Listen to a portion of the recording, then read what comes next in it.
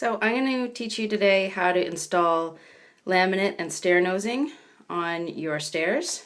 I'm doing this because the instructions that came with the stair nosing is terrible and there was a lot of trial and error and I could have really used a video, so hopefully you'll find this useful.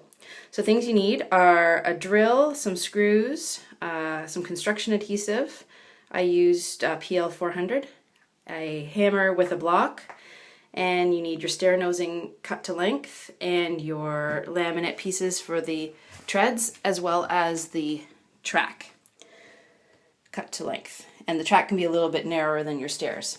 So what I started off with was measuring in from the edge of the stair tread 1 centimeter, and I put a little mark right there. And then I measured in from the edge 3 centimeters and I put a little mark there. Those are going to help me line everything up. So first thing I'm going to do is take my track and I'm going to line it up on that first line really carefully, and I'm going to screw it into place with 4 screws.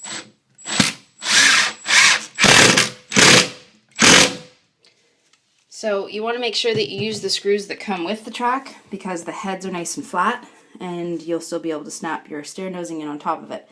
If not, make sure that you get screws that look exactly like the ones that come with the package. They only came with 4 for the whole 12-foot piece or 8-foot piece, so you'll probably need to buy more. But be careful about which kinds you buy. Okay, the next step is I'm going to lay down some construction adhesive across the entire tread. Now, you really don't want your stairs to move around or squeak, so even though they're supposedly glueless laminate, you definitely want to glue it directly down to the tread. Don't use any underlayment. It'll just mean things will be sliding around while you're going up and down your stairs, which is not what you want.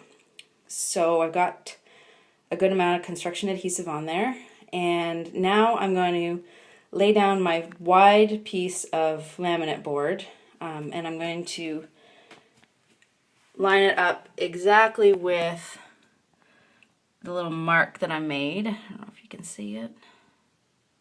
There it is. Right there. That was 3 centimeters in from the edge. All right.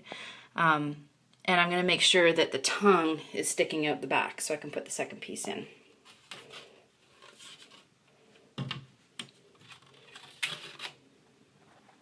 And then I'm going to fiddle around with that to make sure it lines up exactly. And then I'll lay in my second piece along the back. Okay, so I've got the tread completely laid down, and there's a little bit of a gap in between the track and the tread, but that's all right, it's going to be covered. And there's a gap at the back where I didn't do a great job cutting, but that's okay, it's going to be all covered up with trim a little bit later. So the last step now is to put the track into place. I'm just going to lay it down. You see on the bottom of it, there's this square tongue sticking out. The groove is going to go in here and here.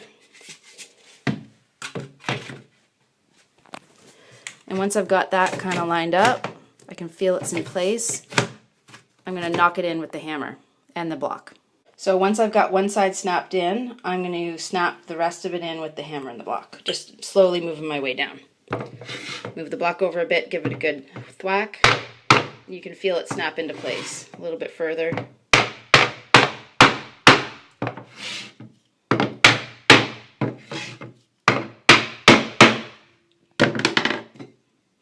So it should be nice and smooth without a gap. There's a little bit of a gap there, so I'm going to give it a bit more love. There, that's perfect. And there, my stair is installed. The only thing left to do is put in some trim at the back to cover up the gap. And then I'm done. So I hope you found this useful. Good luck with your project.